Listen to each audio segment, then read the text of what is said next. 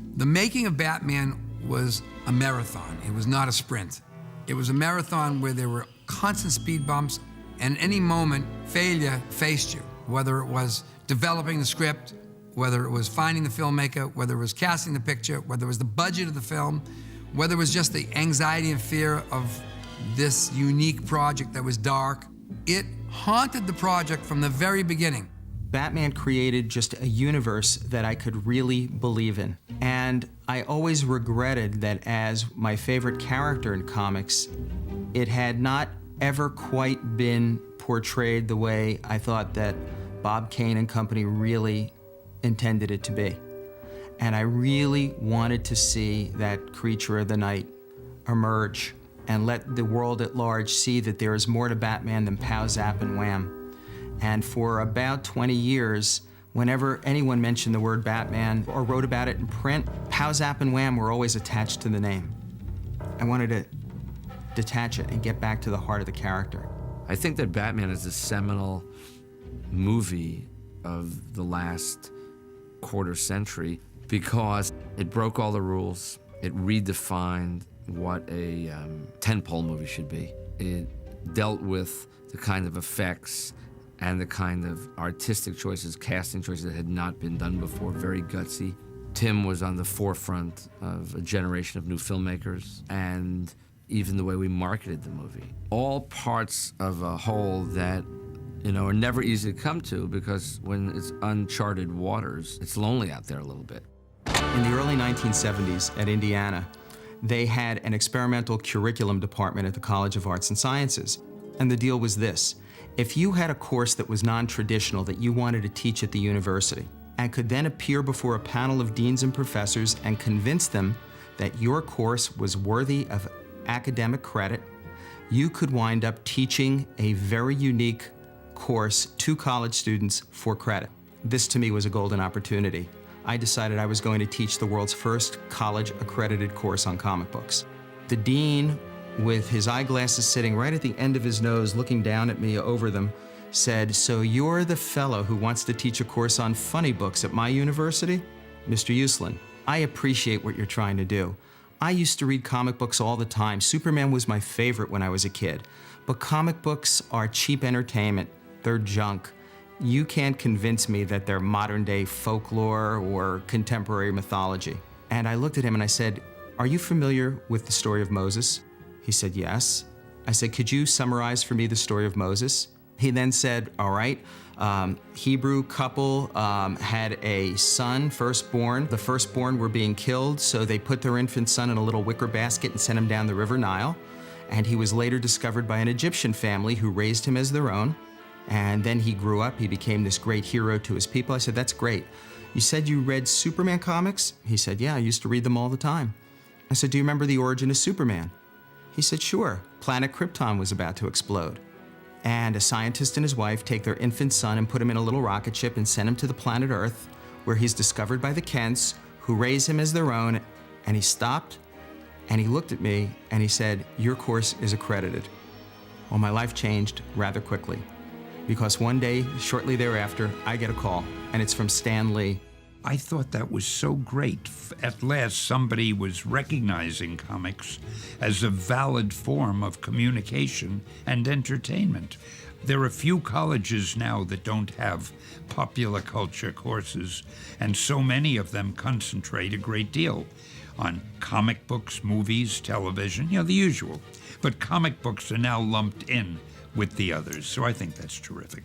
I got a call from Saul Harrison, who was the vice president of DC Comics in New York, and he said, "Everywhere we look, we're reading about your comic book course, and this is a great thing for the whole industry. We would like you to work with us. We'd like to fly you into New York and talk to you about ways we might be able to work together." And that was the moment I said, my next dream in life, I want to produce a definitive, dark, serious version of Batman as a movie, the way Bob Kane and company really originally intended him back in 1939, as a creature of the night, someone who stalks criminals from the shadows. That's what I wanted to do, and that's what I set my sights on right at that moment. As the fates would have it, I wound up getting a job with United Artists in New York City. It was the only studio based in New York City at the time, and I had the great fortune of meeting Ben Melniker. My son Charles told me that a young lawyer with whom he was working at United Artists said that he would like to talk to me about Batman. I tried to explain to Ben how I thought Batman could really work as a movie, why it was important to do it dark and seriously, that we could really reinvent the whole genre of what is a comic book movie, what is a comic book superhero. I did tell him that I thought his ideas were absolutely electrifying. And the next step, of course, was to make the deal with DC Comics. We did make the deal to secure an option on the motion picture rights, including animation, but excluding television, for Batman and all of the characters in the Batman world. And on October 3rd, 1979, Batfilm Productions, Inc. was formed, the deal was signed, the money was paid, and I thought we were off running to the races. Much to my surprise and chagrin, I was turned down by every single studio in Hollywood. These studio people we approached didn't like the project. And after maybe 5 or 6 or so of rebuffs like that, the thought occurred to me. A person I knew, Peter Guba, and his partner, Neil Bogart, had a company called Casablanca. I put the call in, and I don't think I had more than a 2 to 3 minute conversation with Peter when he said, "Get Michael and come out here right away." I think it was about 3 days later, we were in Los Angeles, pitched the whole thing in person to Peter, and he said, "I get it, serious, dark, this is what we're gonna do. Go into our business affairs guy and don't leave here until we have a deal." And about 3 days later, we had our deal, and thus began what would turn out to be a 10-year odyssey to bring Batman to the silver screen. At that time, we were associated with Universal. The property itself was a DC comic, and DC was part of Warner Brothers at that time. And we looked at the project, presented it to Universal as a project to develop, and they passed on it. At that time, Frank Wells was the top mojo at Warner Brothers, and he was eager to get the property back under their wings because he looked at it as an asset that shouldn't be developed or exploited away from the Warner's family, since they owned the legacy of Batman, and it was a cornerstone of the DC comic company. And I remember that his eagerness led us to a deal with Warner Brothers, and I think that was really what started the whole process going. When I came to Warner Brothers in 1980 and Bob Daly came a few months thereafter, they had, of course, at Warner's made Superman. Batman was the next DC hero who everyone felt this is the way to go. I asked to be involved in the development process, and the process, became legend. There's making the movie and getting the movie made. They're two different things. It sounds like, how can that possibly be? Well, it is. They're just completely different, and they actually take different skills. In getting the movie made, Superman played an enormous role, and Dick Donner did a brilliant job with Superman, and it was an enormous success. It was a different kind of picture, and so it provided the momentum and the celebrity and the attention of Warner Brothers and the recognition that they shouldn't let these assets out of their keep. Superman was a kind of a trailblazing movie in the sense it was the first big-budget comic strip that ever made money. Conventional wisdom said that comic strip movies were not going to make money. That first Superman movie was superb, and it brought families in, not just little children. It made people realize, hey, these are more than just little comic strip characters. These are fascinating characters, and they're incredibly imaginative, and they're visually exciting. The biggest obstacle was trying to find a tone and direction, and for us all at the studio to agree on that. We went from various extremes. Joe Dante, who went on to direct many movies, including Gremlins at the studio, and Ivan Reitman, who did Ghostbusters. Many people wanted to be involved with with the creation of Batman and writing and directing. They naturally wanted to follow up Superman with Batman, and I was sort of the logical choice. But it pretty quickly became obvious to me that you couldn't write Batman and Superman the same way. They're totally different characters. When I created the Batman in 1939, he was a dark, brooding vigilante, and his general genre changed in the mid-60s with the advent of the television show in 1966, where it became campy and comedic.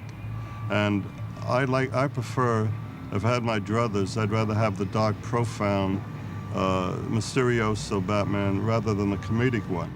I think Batman had been haunted by the 60s show for years after that show had ended, and I don't think there was any way to shake that in the public's mind until some of the better-known comic book works of the mid to late 80s came out.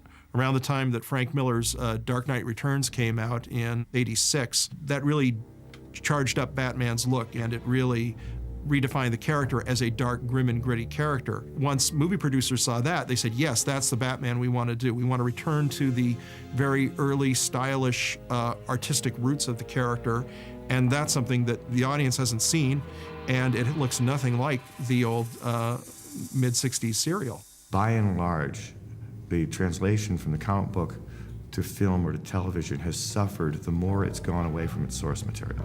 That is, the campy old TV show of Batman was essentially mocking the source material, but it was much campier than the comic book had ever been. If you look at the most successful superhero movies of recent years, they've been the ones that were truest to the old comic books. It went through so many iterations of screenplays that at some point, the screenplay, and I don't remember whether it was the first year, the third year, it was definitely more like the fifth or sixth year. It was a time when we stopped giving out the comic books and we stopped really, dealing with the toys, and all the rhetoric kind of like flattened out, and somebody was saying, okay, show me the money, meaning show me the screenplay. I want to see the words on the page. Project had been kicking around for quite a while and had been at Warner Brothers, and I think they had done a couple of scripts. They had talked about, all kinds of different approaches. They were going to do an Art Deco period Batman. They were going to do a comedy Batman. They were talking at one point, if I'm remembering properly, about Bill Murray as Batman and Eddie Murphy as Robin. In The Hollywood Reporter was a story about Batman may not be made because the script was just rejected by the studio, and if they don't come up with a better script, then they were going to shelve it. And Bob was devastated by that. He prayed for somebody to come along to get Batman back on its feet, and the someone was Tim Burton. Well, I'd been working at Disney, did a couple of short films, Vincent and Frankenweenie, and they're just kind of languishing there at Disney with not really much to do, and this person, Bonnie Leaf, worked at Warner Brothers, saw my short films and was very supportive of me, and actually, kind of helped get me my first movie, which was Pee-wee's Big Adventure. She showed short films to Paul Rubens and the producers of that, and so it was great. It was actually one of the simplest, easiest jobs. I actually had more trouble getting a job in a restaurant than I did getting that job, which was I was very grateful for, because that sort of got me started and started at Warner Brothers. I had wound up having an overall deal, a writing deal, at Warner's, and my mentor there was an executive named Bonnie Lee. And eventually one day, I met Tim in her office, and we got along pretty well. And a couple of weeks later, I was talking to Bonnie, and she said, Tim asked if you'd come over to his office. And I said, sure, I'd be happy to. So I went over to Tim's office, and we sat around and shot the shit for a while. And at the end of the meeting, he says, well, would you be interested in taking a look at this Batman thing? And I said, finally, yes. Yes, I would. If you insist, Tim, I would be willing to take a look at this Batman thing, just as a personal favor to you. I got to working on the script and got to working on the thing with Sam before Beetlejuice was released. I mean, because I actually, didn't quite get the green light until Beetlejuice was released. I think they were sort of waiting to see. I mean, they believed in me, but I think there was that final piece of the puzzle, like, well, did his last movie is it going to make some money, And so once the first weekend, once Beetlejuice opened, it looked like it was going to be a relatively, be okay. That's when we got the green light to do Batman. I mean, I'd been working on it, though, up until that point. Here came along a fellow in Tim Burton who liked the original material and liked the comic material and had a sensibility because he was a graphic artist. He came out of that milieu. So he had a sensibility about the material, and yet he'd already made films, and quirky, unique films. There was a danger in that because it didn't look like what everyone thought it was. But the value of that was the imagination and the intuition took everybody to another place. And what he baked into the process was the most important element in a film. He built risk into it. He said, I'm gonna take this to another place where there's not a lot of certainty. I'm gonna give you variety. And that scares people, scares studios, financiers, and it did all the way up the food chain till the very end. But that was the component that helped, that very risk component helped get it made and helped make it what it is.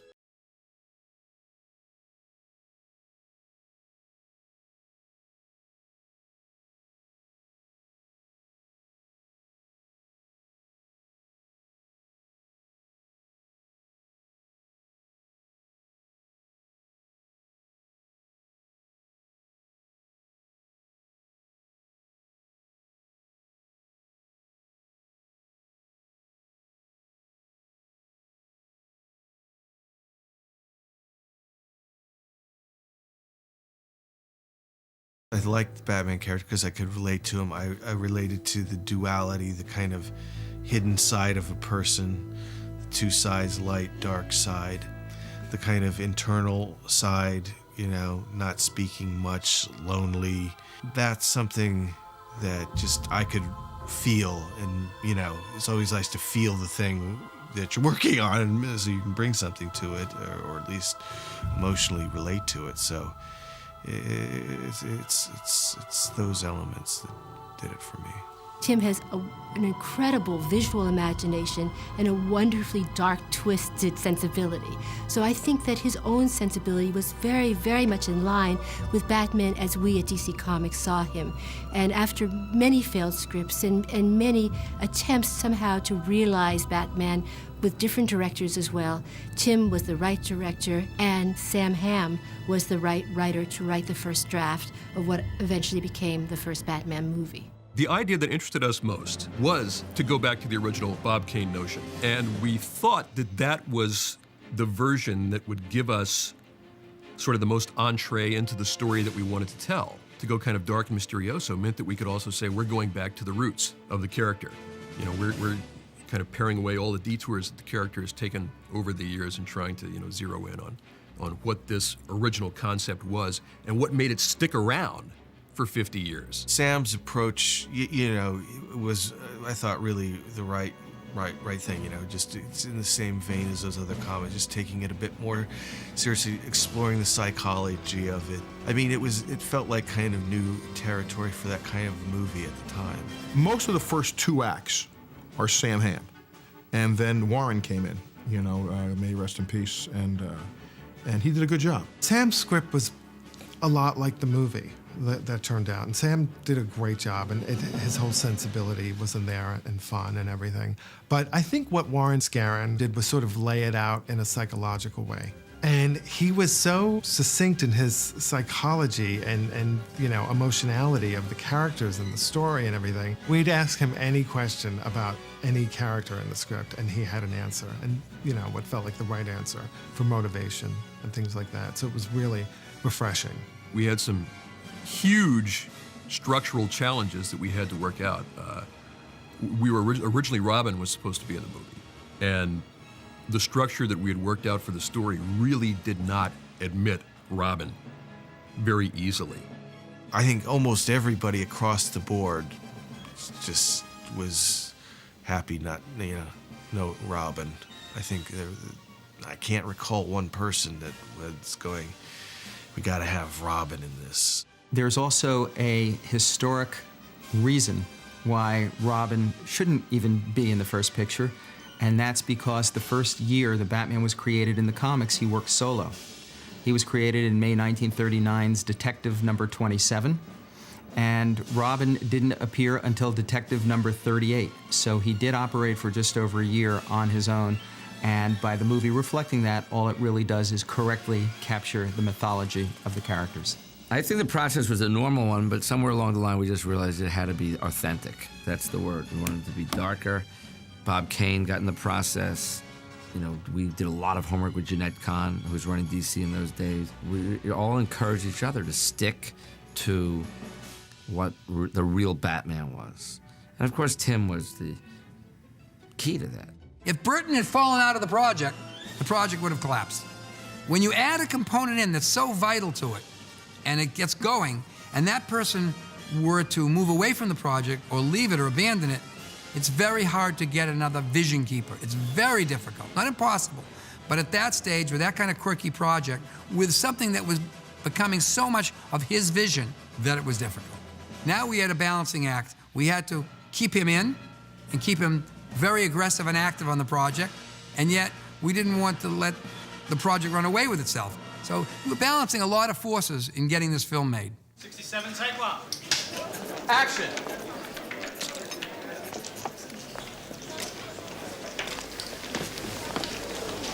You have to recognize that when you're making a movie, that you're in the selling business from the minute the movie gestates, from the minute the movie is announced, from the minute the first comments reach the press, there's an impression about the movie.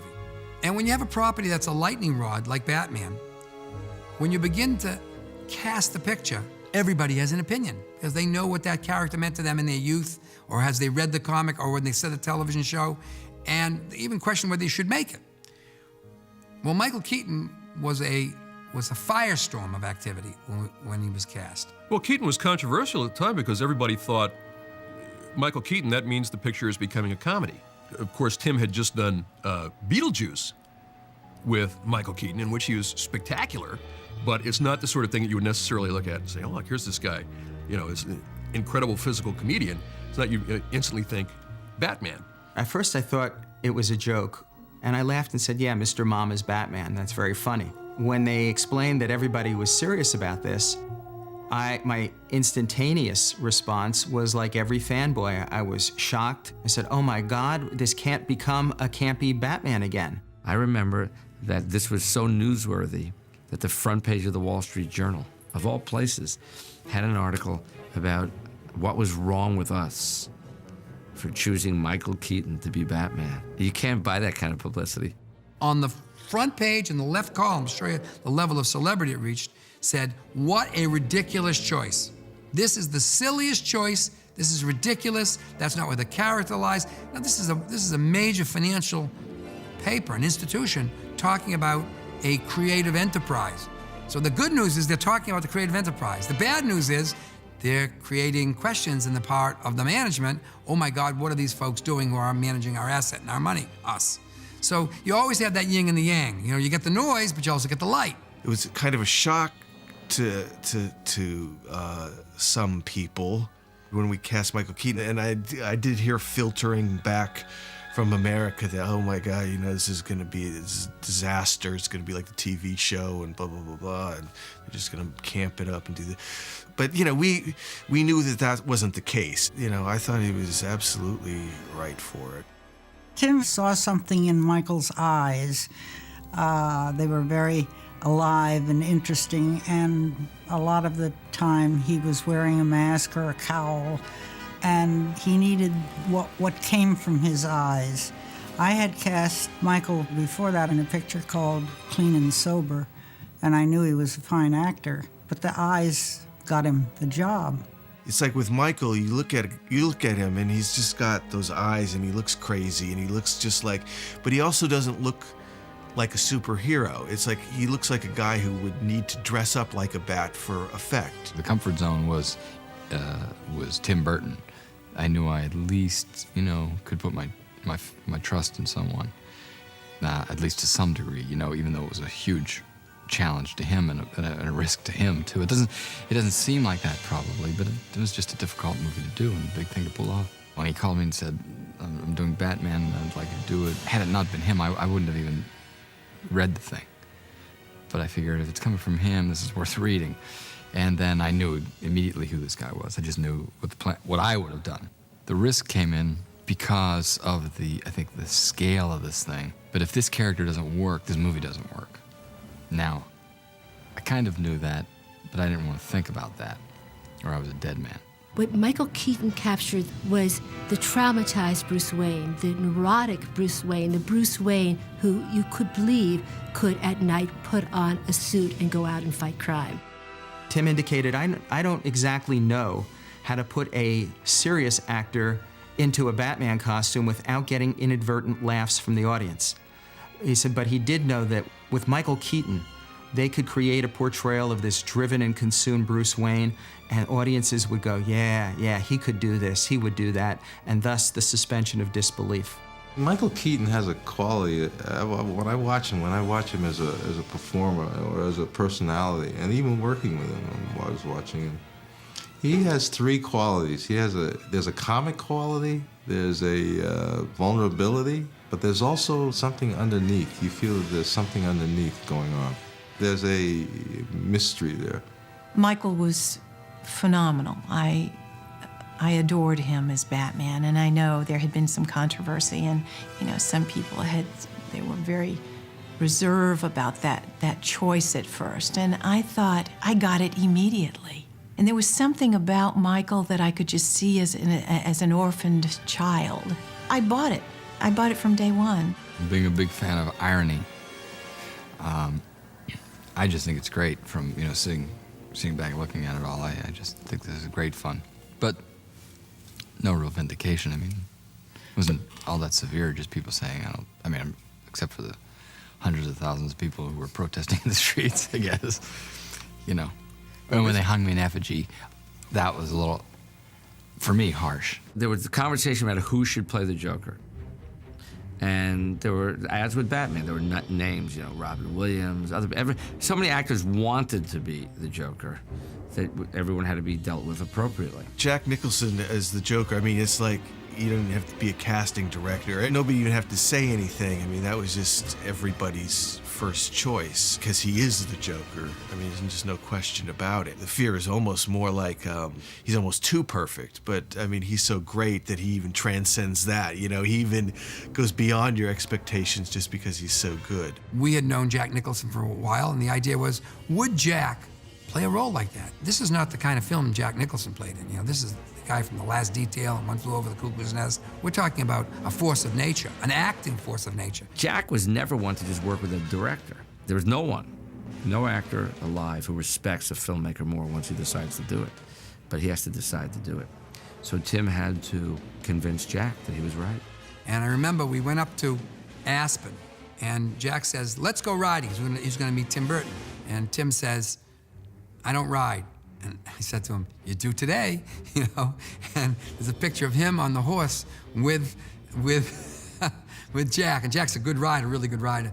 And Tim Burton looks like he discovered God on that horse. I was terrified, and it's like, I'm out with Peter Guber and Jack Nicholson on horseback, up in Aspen. I'm going, I didn't realize this was horseback riding was part of my job description, but it was it was a surreal moment. He was not a happy camper, but he did it, and Jack committed to the project. I don't know because of the horse riding, but I think that they had a good bonding there, and that moved the project yet further ahead. Once somebody like him gets involved, it just raises the bar of everything else, and just creates a buzz about it, an excitement that just permeates everything, really. I was afraid because of my feel of the television series and the way movies tend to be done and talked about. I didn't want this to go through the normal, let's brighten it up for the kids, you know what I mean? I thought this was a very strong, in every way, transitional movie about the genre and really why they wanted me in there. In other words, on a superficial level at that moment, it gave it, this is not just another cartoon movie. It changed the nature of the comic framework into a film, from a movie into a film with the inclusion of Jack Nicholson. There was something to be discovered there by the critics and by the media, because they would find it intriguing that Jack wanted to do that. Part of the thinking in getting Nicholson was really similar, going back to the Marlon Brando concept in the first Superman picture. You get such a great deal of respectability for the picture, for what you're trying to do, that not only does that help bring audiences in from young to old, but it also makes it very attractive to other major stars to want to become the next Batman villain, to follow in the footsteps of Jack Nicholson. When Jack entered the movie, the balance of the movie started to shift a little bit. So you wanted to, play to your strengths. The Joker became a little bit more than he actually was in the earlier drafts, which is only smart. You make the changes. It's no different than a sports team making the adjustments at halftime or something like that. To this day, I always took this performance more seriously than probably anybody in the world, because I looked at it that way. My early experience told me, from working for an audience full of children, the more you scare them, the more they like it. The worse you are, the better, because that was my response to the Joker. After all, this is a hateful occurrence, this man, and if you looked at it literally, every kid loves this guy, I believe, and I particularly love just the name Joker. It's fantastic. The studio felt the marquee of Michael Keaton and Jack Nicholson changed the nature of the film, and he recognized that, and they negotiated a very strong deal, especially in the back end, because it was a short schedule. It turned out not to be a short schedule, though. And because of his presence, and because of his performance, and because of the weight of his existence, really, he made an incredible, indelible imprint on that genre and on that film, and made a lot of money, and deservedly so. Vicky Vale was originally Sean Young.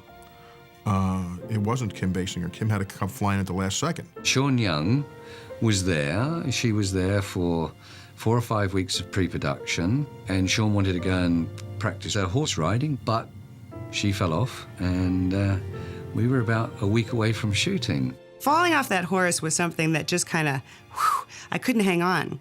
I just couldn't hang on, and there's kind of a poetic symbolism about that. It's like, in a way, I look back at that particular time in my life and I go, wow, I wish I'd been able to hang on to that horse.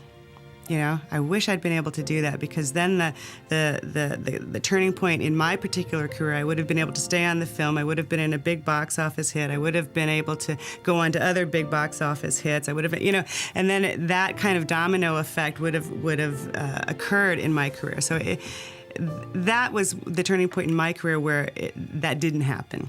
Unfortunately, Sean Young had to be replaced, and at the time it was quite a panic, if you like, to recast her. John Peters and myself, Tim Burton, huddled, got on the phone with Terry Semmel at the studio, talked about several actresses. Kim was right at the top of the list. Everyone got excited about Kim Basinger, and I think I had to be the one with Barbara Kalish, faxing the script to Los Angeles all night, every page. This was in the 80s, so the fax thing was different. I think it was much more a case of who is available tomorrow, who can fly to London tomorrow night, who is capable of doing this part. There was a lot of who's available, and it very quickly, there was you only got 3 or 4 people that could actually catch a plane in 2 days' time and come to England for 3 or 4 months, 5 months to make a movie and be somebody who they could put up on a marquee and say, this is Vicky Vale, and that's how Kim got it. They called me, and I found myself on a plane over to London. That's actually how quick it happened. I had no time to think. I just found myself walking onto a set, and I remember the first day I walked on this set, I said, this is not a movie. This is an experience. This is a phenomenon. This is just, I just knew in my heart this was going to be far more than just your average movie. Kim luckily came in last minute, and it was kind of, I think probably a strange circumstance for her, because she's kind of like last minute thrown into this sort of boys club, you know, all these guys, you know, where's the girl, you know, but she was great. I think she gave a really solid, I mean, you know, with this kind of material, somebody like that, her and Michael and the other actors that give it a grounding, you know, you're taking this sort of fantastic material, but trying to find a reality in it. And she was always trying to, you know, just find that real strong, simple reality. And I think it helps this kind of a film quite a lot. It was like Alice in Wonderland. I mean, it really was. I didn't know what to think of it. I really didn't know at first. And I was submerged in just a small fraction of it with the car and, of course, Michael and his outfit. It was just wow. It really was wow. Things that keep you going in a shoot are the actors and the crew and what you're seeing, you know, and therefore that's really it. And I remember Pat Hingle, Billy D. Williams, Michael Goff. I mean, everybody that we got in there are real, you know, great actors and just up the level of what the project was. I like working with him because he leaves it, he gives you the problem, he explains how it works and says, now play with it. He does leave a lot to you, and that's exciting, and encourages you to go in that direction, you know? Tim doesn't live here on the ground with the rest of it. He lives up there somewhere on a cloud somewhere. I mean, his whole thinking, you know, he's brilliant, but he's just not one of us Earth people. He was so tuned in on the take, you know, on the whole thing, Tim. I mean, this is Tim's creation. I mean, John Peters, got to give him credit with Peter and John for putting it together and staying with it for a long period of time, because they went through a lot of drafts. But, you know, it's Tim. I mean, I have to say Tim. So those are the forces that were at work. Each one helped the other. And that was what you wanted to try to have happen. And I think the chemistry that Tim and the studio and ourselves brought to it was as much by the movie god as it was by our own divining and skill powers. I mean, the movie god plays a role in it. It's like you have to work real hard, get the right thing, and get a little lucky.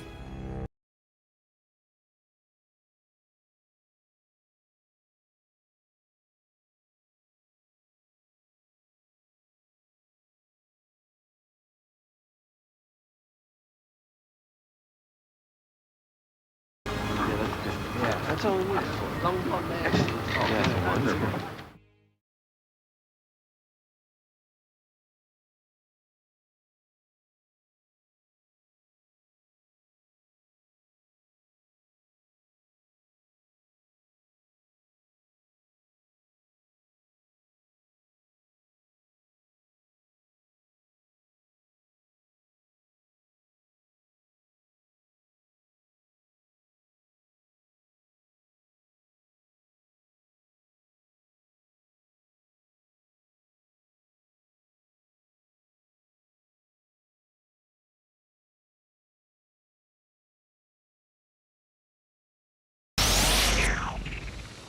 Again, Michael, it's what you're suggesting is an interesting thing, because you don't want it to look like you want it to look like you're wounded, but you're still going for it. Do you know what I mean? At the time, people tend to forget Batman was the biggest movie of all time, most expensive movie.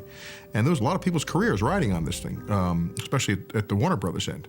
A lot of money involved in this thing. The set at Pinewood Studios was spectacular. There was nothing like Gotham City.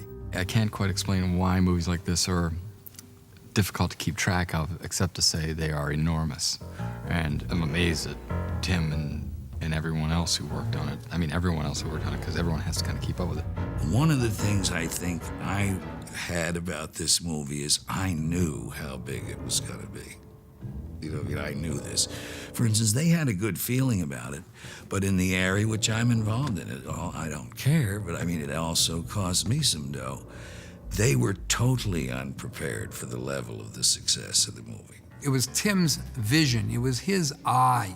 You know, once you bought that eye. The question was, how much does it cost, and where can you make it less expensive? Not cheap, less expensive, or as inexpensively or as controlled as possible. And that brought us to England to do that. It was a big movie, and there wasn't really the space at Warner's to do it. So there wasn't a lot going on in England. So Pinewood Studios seemed like a really prime candidate because it had the space and it had a backlot area where you could build out on, which was nice.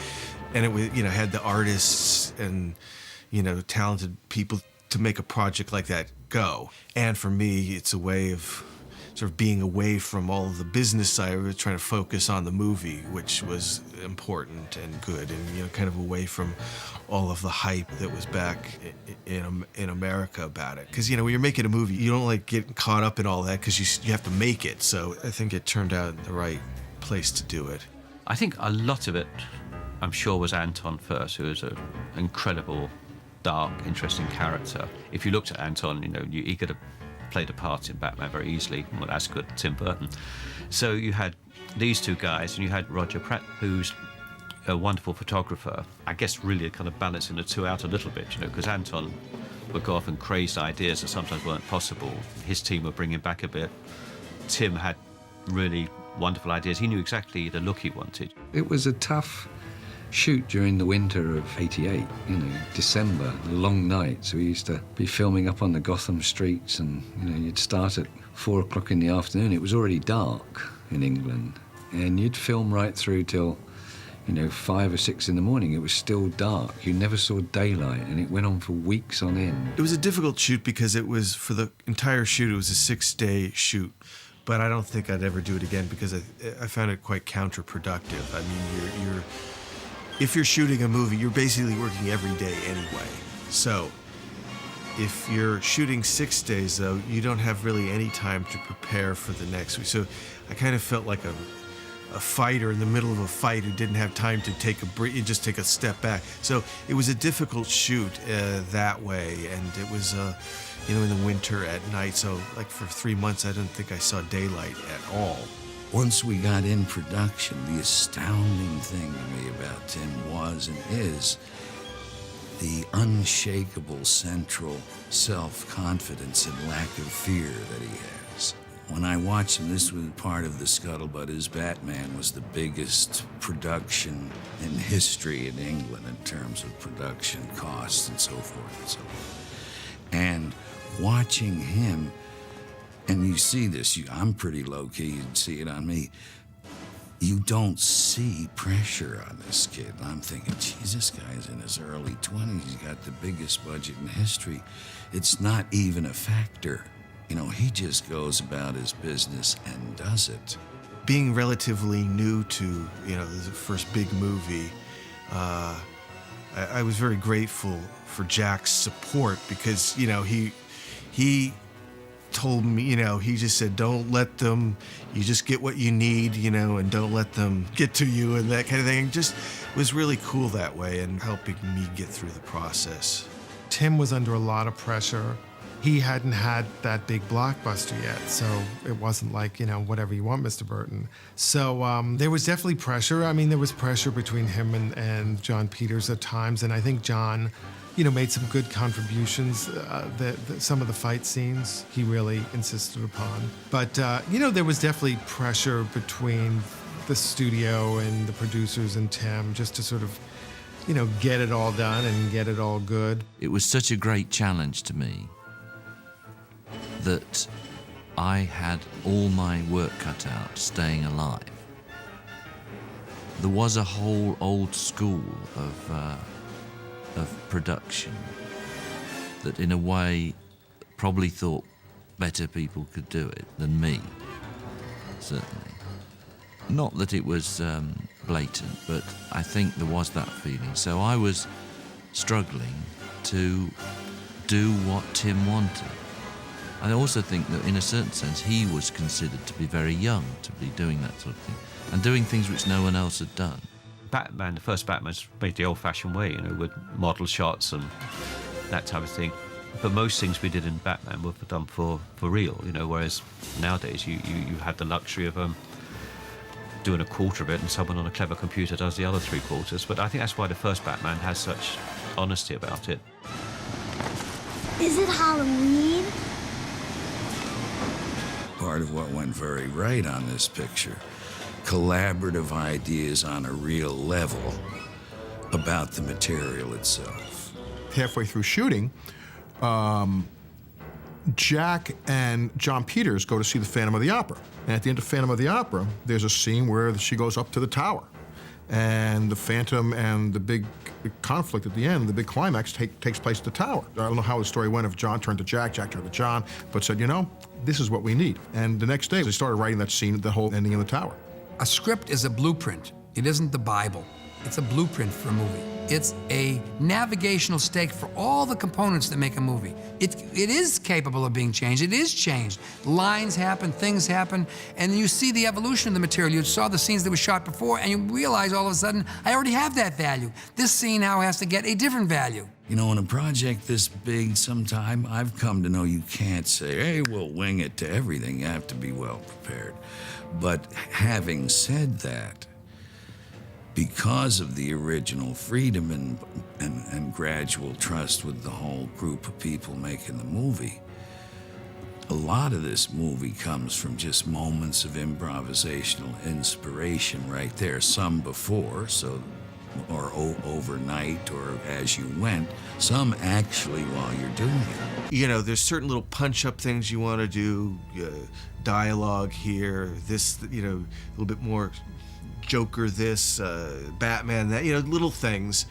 But those little things end up sort of turning into big things, you know, and it also has to do with budget and things and what can we do, what can we not do. By suggesting a few little changes sometimes, it sometimes has a tendency to kind of just... And I didn't write that one either. I mean, I've been asked about it so many times. That's the one that they asked me about. Is, how could you have Alfred just let Vicky into the Batcave? And I have to say, you know, I agree with you. That is Alfred's last day of employment at Wayne Manor. The idea that script changes, of course it changes. It's just the blueprint. And of course actors ad lib. And of course the lighting changes. And of course opportunities arise. That's why it's called filmmaking. You know what I mean? You're making something. You know, it's the process that makes the magic. We work give and take together. A lot of the spirit of what we all wound up going for in the script, in refining, and in the shooting of the picture comes from that kind of thinking and, you know, fun kind of collaboration. I was working up these ideas, and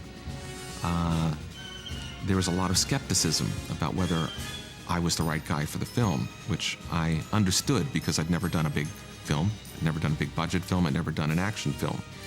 So I really had to prove myself, and I'll never forget, there's a presentation I had to make. John Peters was there, who I think was very skeptical. I know he was skeptical. And Tim was there, and I was playing this idea and that idea. It was a little bit scattered because that's the way my brain works. And John didn't understand this process, and I could see his face was like, I could already see like the bubble over his head. Wonder if this composer is available or that composer.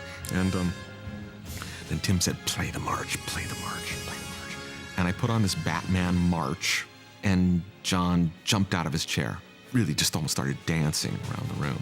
It just definitely was not an easy, relaxed project, but I've learned since then that none of these, you know, kind of shows like that ever are. Yeah, and even if you, at the end of it too, because I don't know, she's moving her head up. Yeah, she's moving her head up. So. Once you set the date for a film, you say, we're going out, and you declare that date to the marketplace on June 19th, a set of forces are in action. You set that whole motion in action. The exhibitors, the distributors, the media, all the people, and everybody builds towards that date. It's very perilous to change it. Very perilous. I don't mean to change it a day or two, but you start changing it a week or a month, three things happen. One, they think the film's no good. Two, it costs an enormous amount of more money. And three, you get out of sync with all the forces that you've used to market the film, to bring it to that moment where the expectation of the audience is realized by the movie.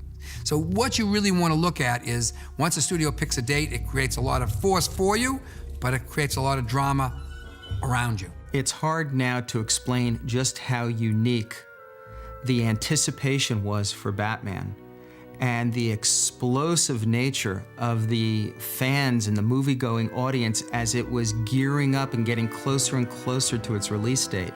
At the time when we made the movie, there was no real talk of the word franchise or real market, not a lot of merchandise. It was sort of pre all of that kind of stuff that now is just commonplace, really.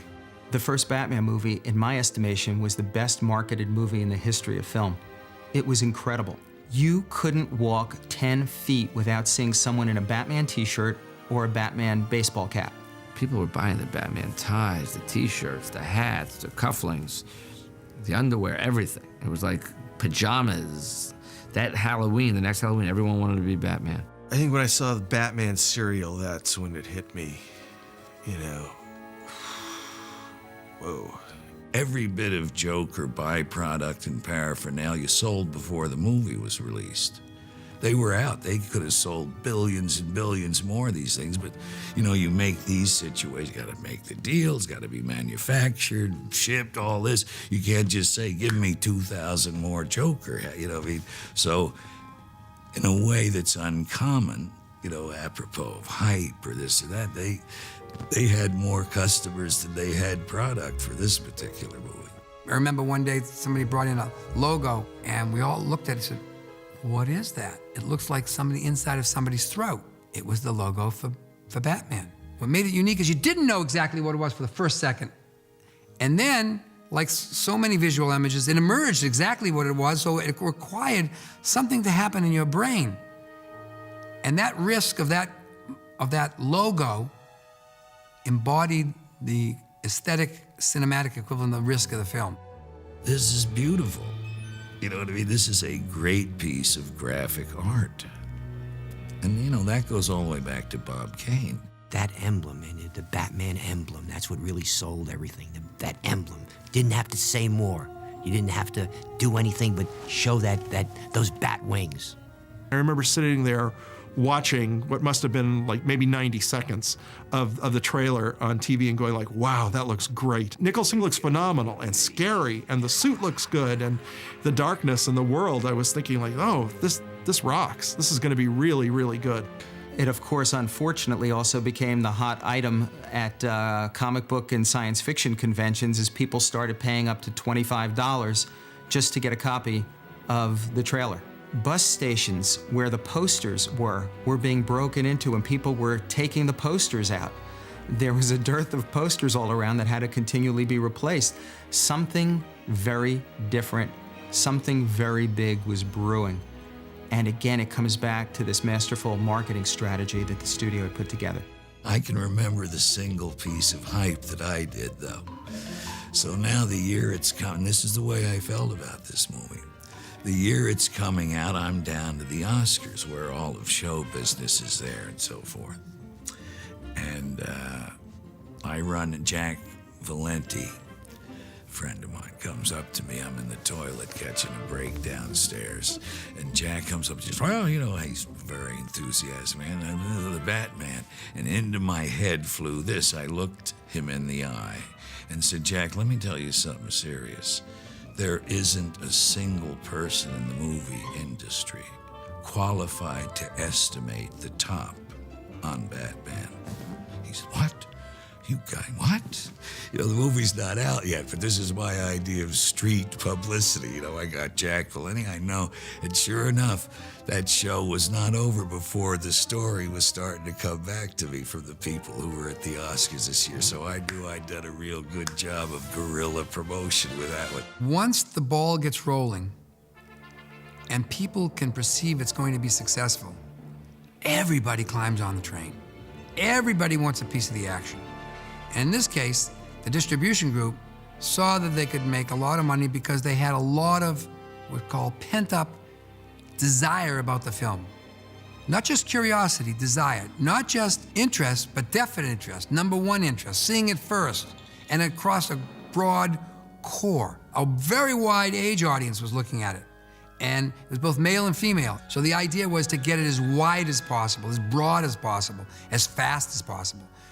And this was one of the first films, if not the first film, that set the stage for one of these mega releases. You know, a large number of screens, a very concentrated media push in that week area in order to grab all the money and create a firestorm, create something that would feed on itself rather than having to be fed by further advertising. And it was a bold stroke. The idea was one which said that if there was a failure, it would be on a grand scale. We couldn't have been happier in the summer of '89. I mean, it was so wonderful to see another DC comic book character on the big screen in a way that did things that movies did that we couldn't do in the comics, and yet at the same time were true to the underlying material. That was a thrill. Holy Hollywood premiere. It's the LA opening of Batman the movie. Maybe the almost full moon Monday night made the thousands of fans waiting outside the Westwood Theater batty. Some staked out choice viewing spots days earlier just to see the Bat stars come out. The night of the premiere was a very touching moment for both of us, especially Bob. As the car started to turn and we saw, it was like New Year's Eve on Times Square, and Bob looked at me, and even now I get a chill talking about it because his eyes just welled up with tears. He had never experienced this before, you know, and he was thinking, later he said to me, why would so many people like turn up for, you know, something I create? I mean, he just couldn't, you know, he couldn't fathom it. He really couldn't fathom it.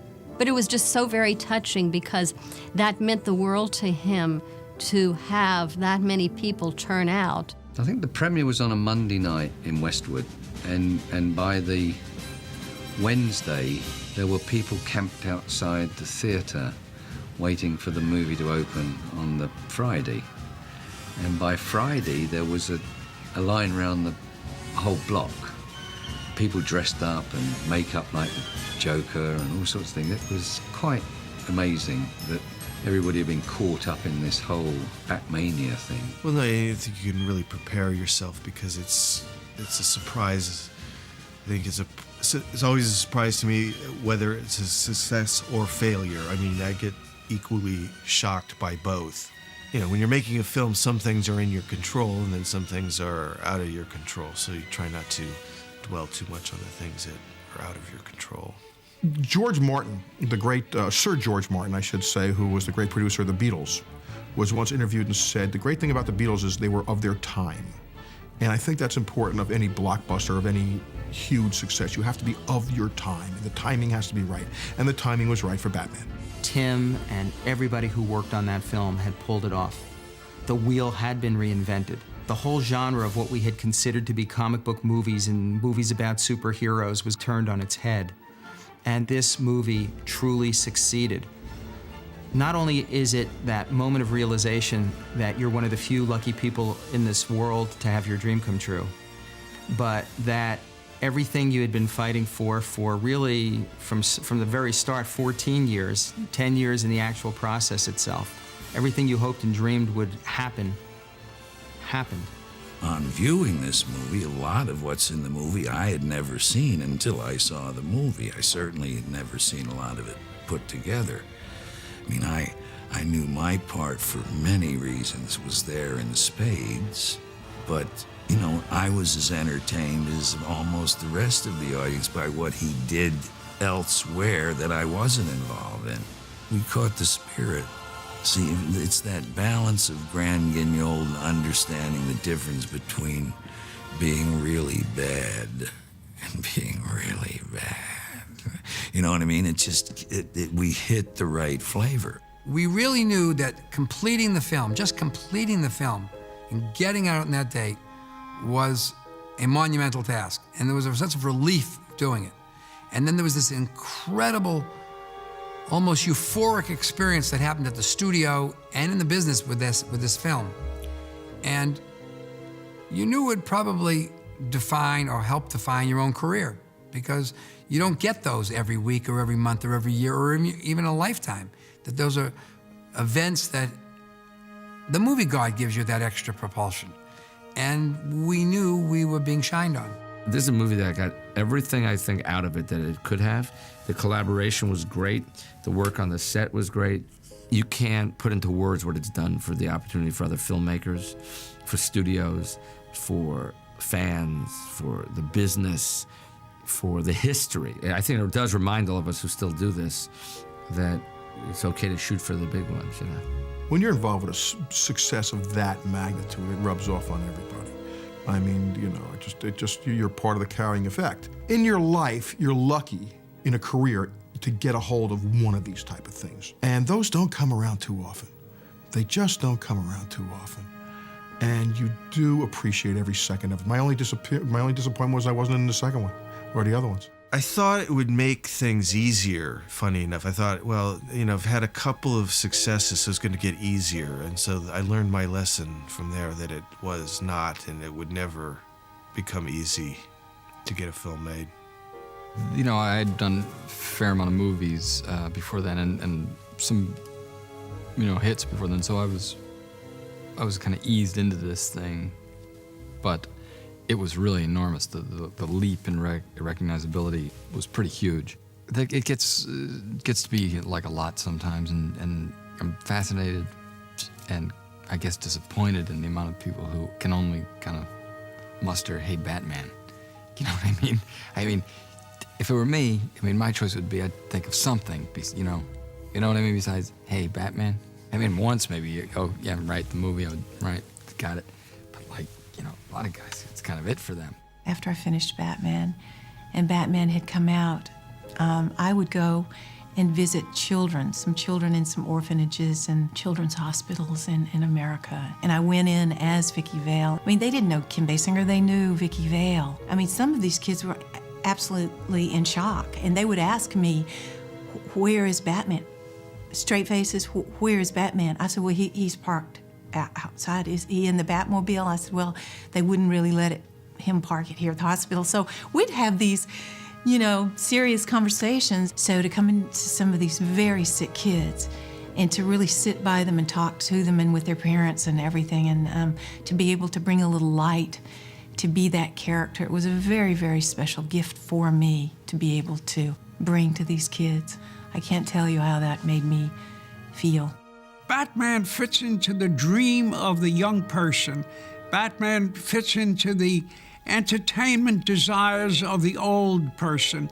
And as the fans grow older, they have a nostalgic feeling of how they felt about this project growing up over the years, and it never leaves them. So you have a generational audience all at one time. It's like they never get tired of baseball, they never get tired of Batman, and I don't think they ever will. I mean, like I said, I feel good. I remember, you know, when we first did the first one, I did feel like, you know, it felt like new territory for the comic book movie, you know, going for the more, you know, because a lot, just that's what I got out of the comics, because especially when you're a teenager, you're feeling lonely and angst-ridden.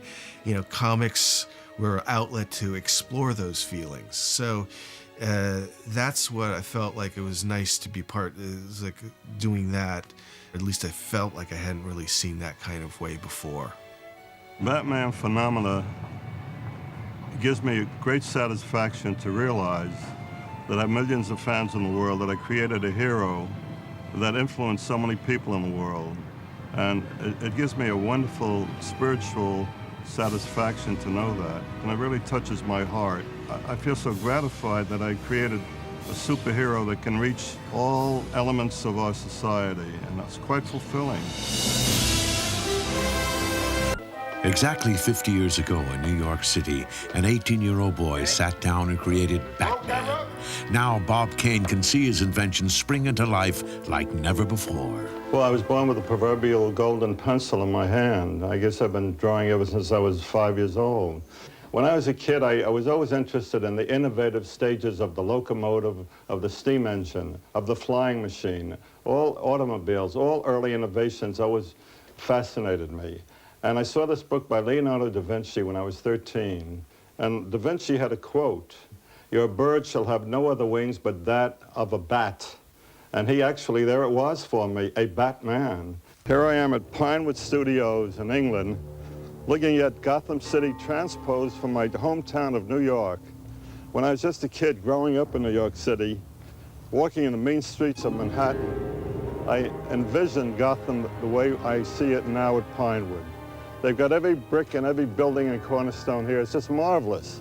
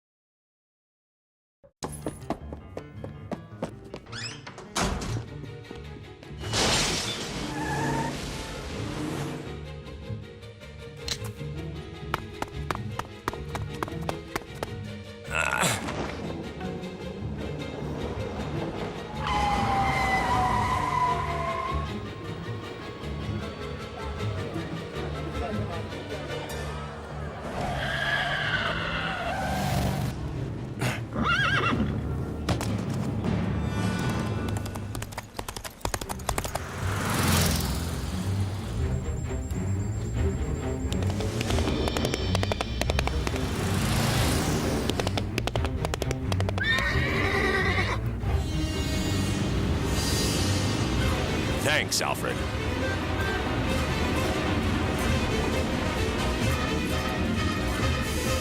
Oh my God! How does he do it? Move it!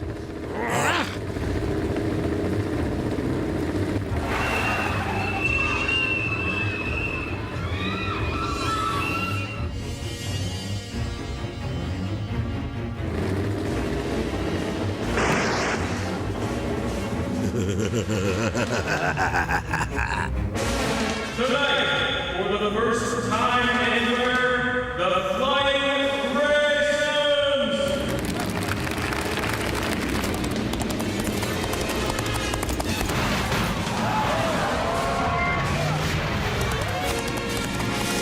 Wonder what all that's about. I love fireworks!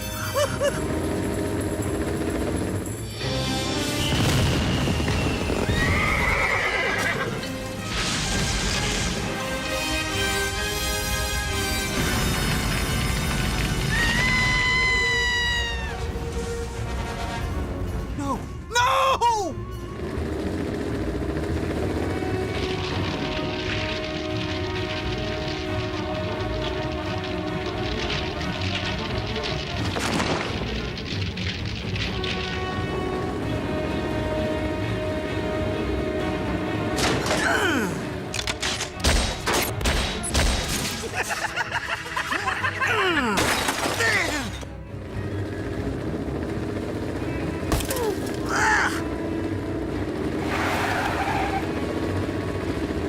Whoa.